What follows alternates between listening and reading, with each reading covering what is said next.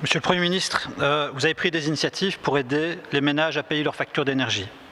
La semaine dernière, ici, je vous interrogeais et je vous appelais, comme d'autres collègues évidemment, à adopter un train de mesures qui répondent aux préoccupations de l'immense majorité des Belges, des mesures adaptées à une situation qui plonge beaucoup de nos concitoyens dans les difficultés et dans l'angoisse. Et je ne parle pas seulement de nos concitoyens aux plus bas revenus, je parle aussi de la classe moyenne, cette part importante de la population qui, aujourd'hui, n'est pas protégée par le tarif social.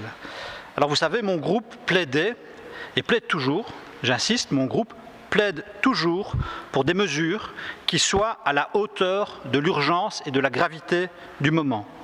Des mesures qui permettent de garantir l'accès à l'énergie pour tous et qui maîtrisent des hausses de prix qui vont s'inscrire dans la durée, qui vont s'inscrire dans le temps. Une clause de rendez-vous est prévue au mois de mars et des solutions existent.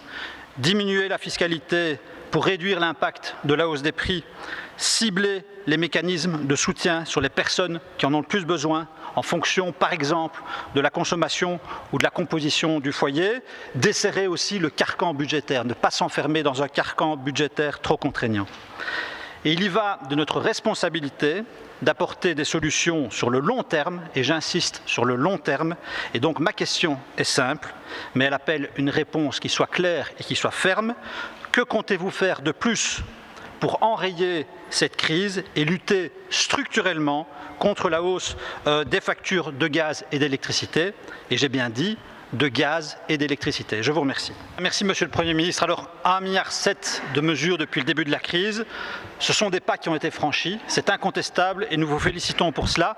Mais vous n'aurez pas le choix, il va falloir aller plus loin. La réalité que vivent les gens va vous l'imposer. Et vous l'avez dit vous-même, ce n'était qu'un premier train de mesures. Alors saisissons l'occasion qu'offre cette clause de rendez-vous en mars pour apporter des réponses structurelles aux questions qui se posent aujourd'hui. Comment mieux cibler l'aide aux familles à revenus moyens, un couple, 2 enfants qui se chauffe au gaz et qui vit dans un appartement en ville?